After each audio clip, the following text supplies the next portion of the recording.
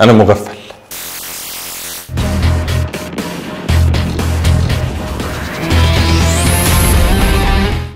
حضرتك متجوز؟ عندي ايمن ومصطفى. ايه الحاجة الحلوة اللي كانت في حياتك قبل الجواز واختفت بعد فترة من الجواز؟ الجواز. ايوه، ايه اللي اختفى بعد الجواز حضرتك؟ الجواز نفسه حضرتك هو اللي اختفى. لا مش فاهم، ممكن تفهمني اكتر؟ الموضوع ده عميق، محتاج تراك. لذة الحياة نفسها بتتلاشى، بتحس انك زومبي ماشي على الارض، لا ليك هدف ولا هوية. الفلوس بتروح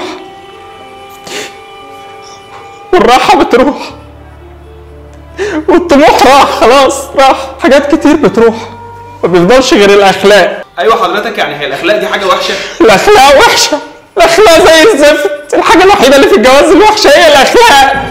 لا انا عايز امشي، خد المايك. طيب بالراحه، وقف يا ابني المزيكا دي، وقف يا ابني خلاص. سايبه لحضرتك بس عشان احتمال يكون الحلم اختفى من عند حضرتك بعد الجواز يعني. الحلم ده؟ اه. لا يا ابني، انا مفيش حاجه بتختفي عندي، انا بتظهر عندي حاجات جديده بعد الجواز. زي ايه؟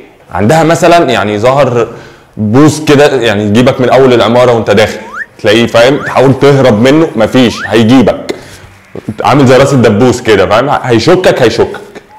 عندنا ظهرت حاجه جميله جدا، انا عرفت انا ايه. انا مغفل. مراتي مالها؟ الحلوه اللي انا مختارها كانت بسكوته، اختفت. بقيت لما اروح الاقي كائن غريب قاعد في البيت.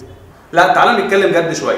مين مسؤول عن ان كل الحاجات دي تروح؟ انت ولا مراتك؟ وكده اللي عايز يتجوز ما يتجوزش؟ لا طبعا الجواز عفة، بس لازم بعد الجواز تستخدم قلبك وعقلك عشان الحياة تستمر بنجاح. الاتنين مسؤولين، لازم نجدد من نفسنا دايما وندور على السعاده مع بعض. لا طبعا يا عم، دي الحلوه دي في قلبي. انا مروح دلوقتي، بلاش بقى الكلام ده.